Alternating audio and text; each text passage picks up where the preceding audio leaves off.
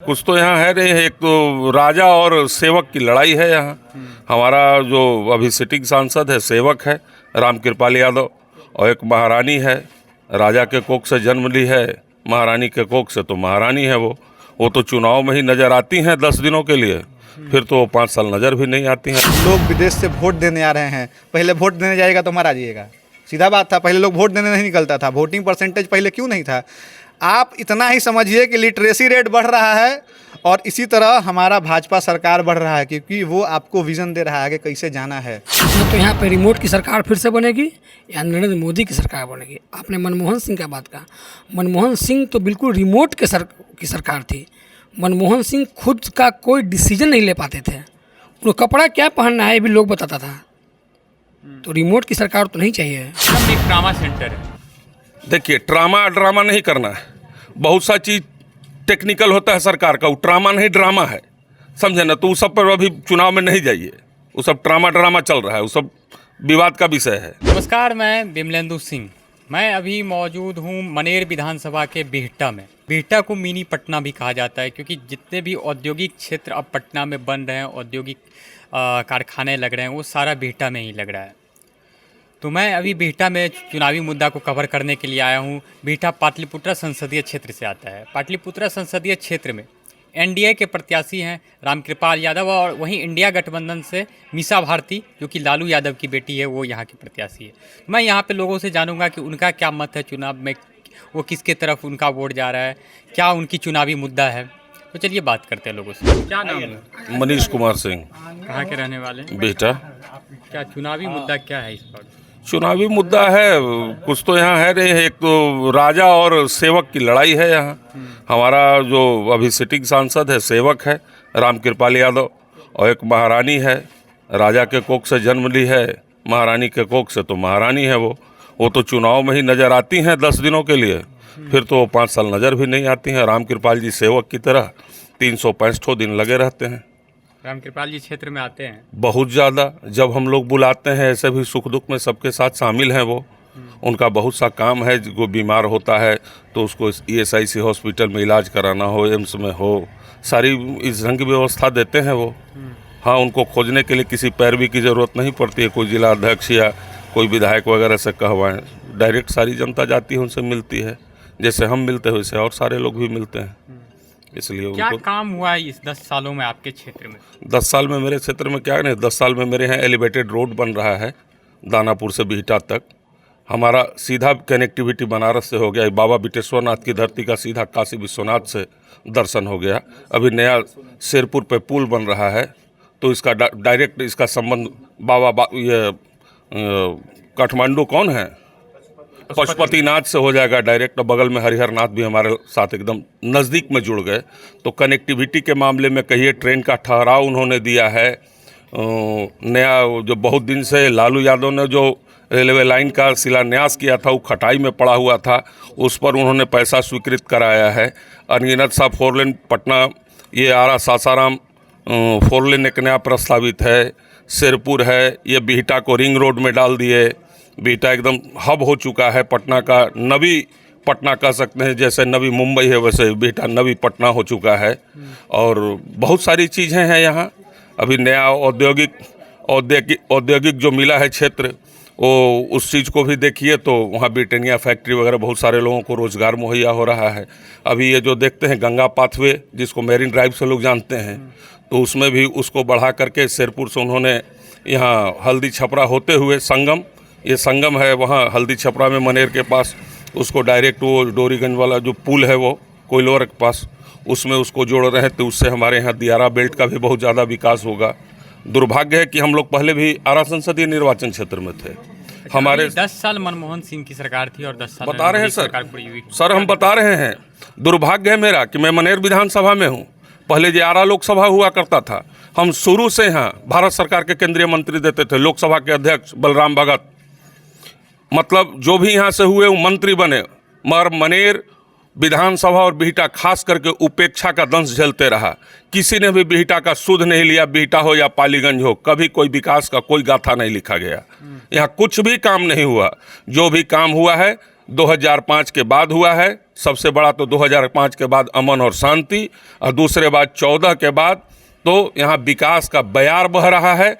कितना विकास गिनाऊं, अगर एक एक करके गिनाऊंगा तो कम से कम एक जिस्ता का कॉपी जरूर भर जाएगा आपका। 2005 से पहले शांति नहीं थी क्या यहाँ पे? पूरी तरह से अशांति थी। ये हमारे यहाँ एक बाबा विटेश्वर नाथ का मंदिर है, 10 बीघा 15 बीघा जोत वाले जो लोग थे उनके बेटियों की शादी यहाँ मंदिर में हुआ करती थी, क्योंकि नक्सल ये बिहटा के बाद 6 बजे के बाद विक्रम की ओर लोग जाते नहीं थे। हमारे यहाँ एक रामजान की मंदिर है, वहाँ सैकड़ों लोग रात में ठहर जाते थे जिनका ट्रेन लेट हुआ करता था। आज तो कभी भी लोग आते हैं और जाते हैं, पूरा सुगम है, हर जगह कनेक्टिविटी है, बिजली रह रहा है, पानी मिल रहा है, सारा सुविधा हम लोग को मिल रहा है। तो इसलिए नरेंद्र मोदी को तो वोट देना ही है। अब इससे ज़्यादा विकास कर। विक्रम का चर्चा किया, विक्रम में एक ट्रामा सेंटर है। देखिए, ड्रामा नहीं करना है। बहुत सा चीज़ टेक्निकल होता है सरकार का, वो ट्रामा नहीं ड्रामा है, समझे ना। तो उस सब पर अभी चुनाव में नहीं जाइए, वो सब ड्रामा चल रहा है, वो सब विवाद का विषय है। मगर विकास का और भी चीज़ देखिए ना, कितना बड़ा ये इंटरनेशनल एयरपोर्ट हमारा बिहटा बन गया। अभी लोग लेकर के दूसरे जगह की ये कर रहे थे। हमारे यहाँ इंटरनेशनल एयरपोर्ट बन गया, हमारे यहाँ बस अड्डा बनने जा रहा है, इंटरनेशनल बस अड्डा बनने जा रहा है बिहटा में, एलिवेटेड रोड बनने जा रहा है। तो हम तो पूरे देश दुनिया से जुड़ चुका है ये बिहटा। तो हम तो पाटलिपुत्रा वाले लोग गौरवान्वित है कि हमारा सांसद सेवक है, और इसीलिए हम लोग इसको हैट्रिक लगाने के लिए यहाँ की जनता मन बना चुकी है। सांसद नहीं, यहाँ की जनता तय कर ली है कि हम लोग तन मन और धन से अपने सांसद रामकृपाल यादव को पुनः तीसरी बार संसद भेजने का काम करेंगे। आप युवा हैं जी, क्या नाम हुआ? ऋषभ कुमार। क्या युवा का चुनावी मुद्दा क्या रहेगा इस वक्त?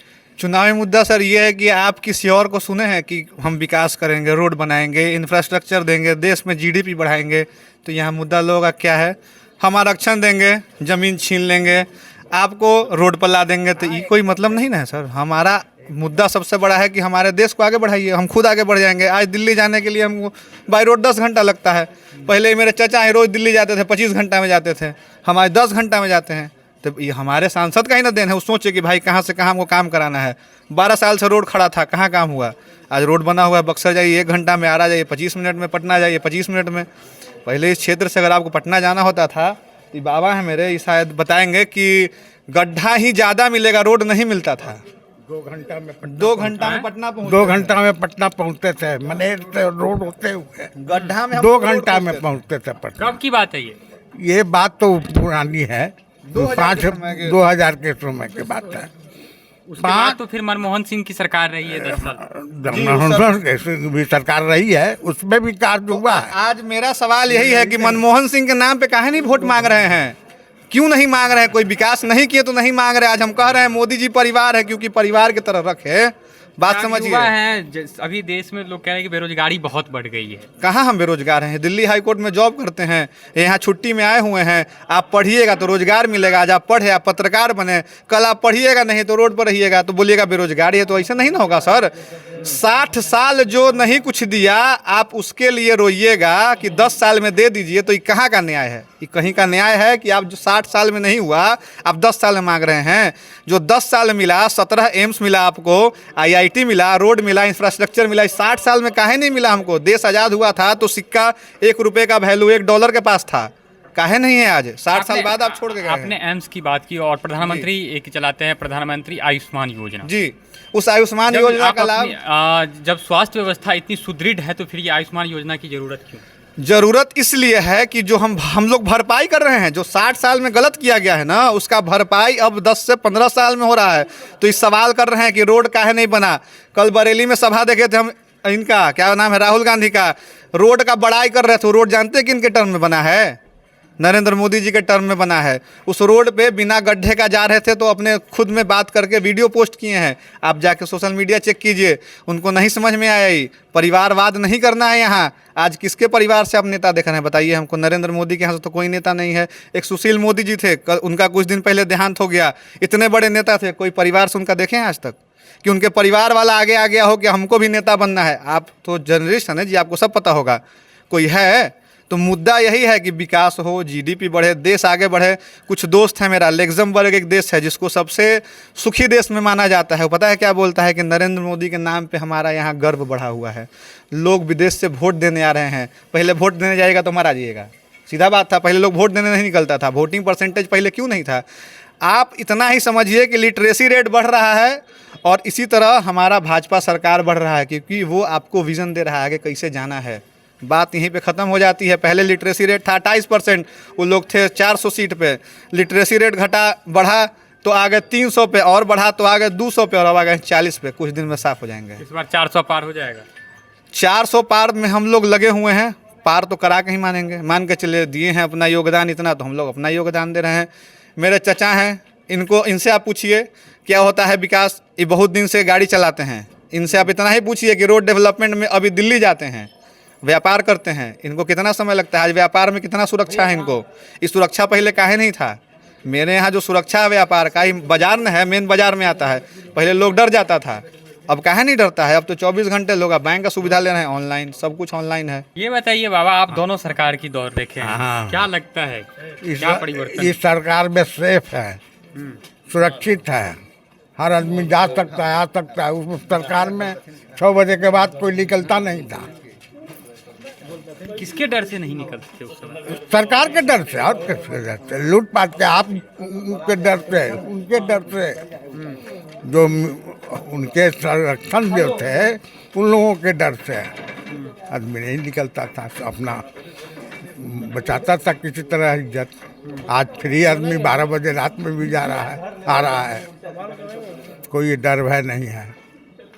और दूसरे में कि विकास हुआ है, हर चीज़ का विकास हुआ है। आपके क्षेत्र में क्या विकास हुई है? अपने क्षेत्र में? हमारे क्षेत्र में तो सब लिंक रोड जुट रहा है, यहाँ से नल जल सब का व्यवस्था हो रहा है, सब चल ही रहा है। NIT सब आगे गया है, तो और क्या विकास नहीं है, फिर बढ़िए रहा है।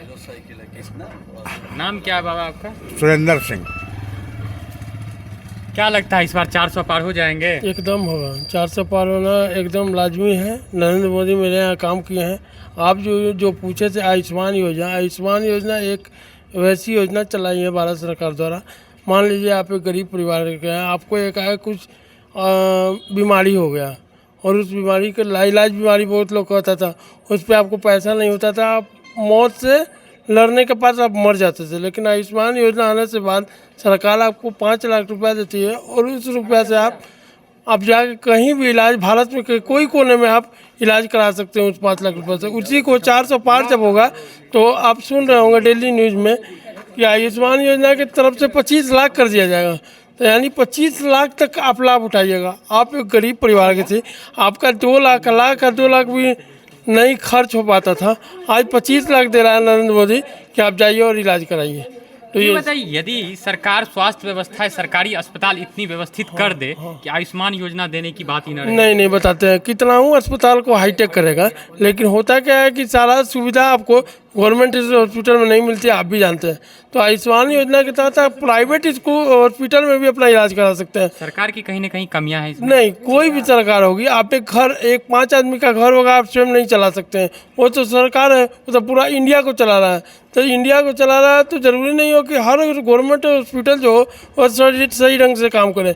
इसीलिए कहीं ना कहीं प्राइवेट या हर टेक्निक या एक हॉस्पिटल का क्षमता होता है। मान लीजिए 500 बेड है, उसके बाद तो मात्र 500 का ही इलाज होगा ना सरकारी हॉस्पिटल में। तो लेकिन सरकार उसको बढ़ा भी तो सकती है। तो कितना बढ़ाएगा सर? आपका पॉपुलेशन देखिए, डेंसिटी पॉपुलेशन है आपके यहाँ। जितना खर्च सरकार आयुष्मान योजना पे कर रही है, जिस कंपनी के तहत आयुष्मान योजना है, प्रत्येक साल 33% ब्याज उसको दिया जा रहा है। हाँ, दिया जा रहा है, लेकिन कितना गरीबों को लाभ पहुँच रहा है। आप एक गरीब परिवार से होते हैं, अभी जो देख रहे हैं मुफ्त में आपको राशन प्रदान किया जा रहा है। बहुत लोग नहीं खा पाते थे बढ़िया अनाज। देखते थे लालू यादव के राज में आप कि अनाज में कीड़ा होता था और वही अनाज लोगों को बांटा जाता था। लेकिन आज के डेट में आप देखिए सारा अच्छा, जितना भी अच्छा चावल या वो गेहूँ वो सारे लोगों के पास पहुंच रहा है। और लिटरेसी रेट बढ़ने के कारण मेरे यहाँ पढ़ाई शिक्षा का देखिए, हाँ IIT बीटा में खुल चुका है। आपको पता होना चाहिए मेडिकल हॉस्पिटल जो ESI है वो बीटा में खुल चुका है। और बीटा को क्या चाहिए, ESI खुला, IIT खुला, आप अगर योग्यता है तो उसमें आप पढ़ सकते हैं, अपने जीवन को संवार सकते हैं। जॉब के क्राइम भी तो बिहटा में बहुत ज़्यादा बढ़ रहा है। नहीं, ये तो मीडिया का है। मान लीजिए साल में 1-2 क्राइम हो जाता है, तो ये क्राइम का रेशियो बहुत कम बीटा का है। आज भी अगर क्राइम रेशियो बीटा का बहुत ज़्यादा रहता तो आप अपने अगल बगल का देखिए, मसूरी का देखिए, या और उधर और जहानाबाद देखिए, गया देखिए, उससे सबसे ज़्यादा लोग पलायन होकर बीटा में ही आए। और बीटा में इसीलिए आए हैं कि क्राइम कंट्रोल रेट यहाँ का बहुत कम है। और लिटरेसी जैसे स्कूल भी देख रहे हैं, मेरे यहाँ बढ़िया खुला है, तो लोग अपने शिक्षा को भी दिखा रहे हैं। यही सब हो रहा है बीटा में। राम कृपाल यादव के काम से खुश हैं? बहुत अच्छा, बहुत अच्छा। राम कृपाल जी अभी 2 ट्रेन दिए हैं बीटा को। एक ट्रेन दिए आप देखिए, आप दुर्ग बिहार दिए, उसके बाद जन शताब्दी दिए, और बहुत सारा सुविधा जो है राम कृपाल जी ESI हॉस्पिटल दिए, और बाकी सारा चीज़ दिए हैं राम कृपाल जी, और हम उनके काम से बहुत खुश हैं। क्या लगता है चाचा, चुनाव में क्या होने वाला है? चुनाव में नरेंद्र मोदी की सरकार बनाने जा रहे हैं। नरेंद्र मोदी की सरकार बन रही है। नरेंद्र मोदी की सरकार में बेरोजगारी बढ़ गई है, महंगाई बढ़ी है। आपके पॉपुलेशन का यदि रेशियो निकाला जाए, उसके अनुपात में बेरोजगारी नहीं बढ़ी है। जिस रेशियो से पॉपुलेशन बढ़ रहा है, उस रेशियो से बेरोजगारी नहीं बढ़ी है। अगर सरकारी आंकड़ा है जी। पूरा मन बना लिया मोदी जी के साथ जाने का। हाँ, चूँकि वोट देने का 2 आधार होता है, एक राष्ट्रीय स्तर पर, एक क्षेत्रीय स्तर पर। क्षेत्रीय स्तर पर इस तरह का लोक सेवक मिलना मुश्किल है जो हर व्यक्ति के सुख दुख में शामिल होता है। और राष्ट्रीय स्तर पर देखा जाए तो राष्ट्रीय विकास, सामाजिक समरसता और स्वच्छ प्रशासन, ये सब देने के लिए एक ऐसे व्यक्ति की आवश्यकता है जो निर्भीक होकर के और निर्णय ले सके। और इस बात को नरेंद्र मोदी जी ने 10 वर्षों में दिखाया है कि निर्भीक होकर के किस प्रकार से कठिन परिस्थिति में कठिन निर्णय लिए जा सकते हैं और अपनी बातों को इम्प्लीमेंट कराया जा सकता है। इस बात को हम लोग स्वीकार करते हैं। ऐसा लगता है कमियां हो सकती हैं, सब सरकार में कमियां होती हैं, अच्छाई भी होती हैं। आपने आयुष्मान कार्ड की बात बताई, तो जहाँ पॉपुलेशन इस रेशियो में बढ़ रहा है, मल्टीप्लाई कर रहा है, वहाँ पर सरकारी स्तर पर ही केवल आप स्कूल की ही बात देख लीजिए। यदि सरकारी स्कूलों को पर ही छोड़ दिया जाए पूरी व्यवस्था, तो हम सबको शिक्षा देने में समर्थ नहीं है। सबको शिक्षा देने के लिए प्राइवेट सेक्टर को भी सक्रिय रहना पड़ेगा, उसका भी सहयोग लेना पड़ेगा। वही कार्ड, आयुष्मान कार्ड के द्वारा वही करने का प्रयास किया गया है, एक चैनलाइज किया गया है कि अच्छी व्यवस्था लोगों को मिल सके। क्या नाम है? डॉक्टर धीरेन्द्र कुमार मिश्रा। क्या इस बार 400 पार कर रहे हैं मोदी जी? बिल्कुल, मुकुट का चुनाव हो रहा है, देश का चुनाव हो रहा है, इसमें कुछ सोचना ही नहीं है। न तो यहाँ पे रिमोट की सरकार फिर से बनेगी या नरेंद्र मोदी की सरकार बनेगी। आपने मनमोहन सिंह का बात कहा, मनमोहन सिंह तो बिल्कुल रिमोट की सरकार थी। मनमोहन सिंह खुद का कोई डिसीजन नहीं ले पाते थे, उनको कपड़ा क्या पहनना है ये भी लोग बताता था। तो रिमोट की सरकार तो नहीं चाहिए। तो नरेंद्र मोदी पे भी एक आरोप लगता है कि संघ इसको चला रहे हैं। नरेंद्र मोदी संघ जो कहता है वही मोदी जी करते हैं। संघ एक विचारधारा है। संघ कभी आप प्रूफ कर दीजिए कि संघ किसी सरकार में इंटरफेयर की है तो बोलिएगा अरे आप पढ़े लिखे व्यक्ति हैं, इस तरह का कोई स्टेटमेंट है संघ का कि हम बीजेपी से सरकार चला रहे हैं, या बीजेपी के किसी नेता का स्टेटमेंट है कि संघ चला रहा है? अरे ये तो लोग बोल रहे हैं, जो विपक्ष के लोग हैं जिनके पास कोई मुद्दा नहीं, मुद्दा विहीन विपक्ष है, वो क्या बोलेगी? यही सब बात बोलेगी। तो मनमोहन सिंह का भी तो ऐसा ही है कि विपक्ष वाले बोल रहे हैं, लोग बात कर रहे हैं उनके बारे में। नहीं, पूरी दुनिया कहता है, कांग्रेस के नेता बोलते हैं रिमोट की सरकार है, बच्चा बोलता था कि रिमोट की सरकार है।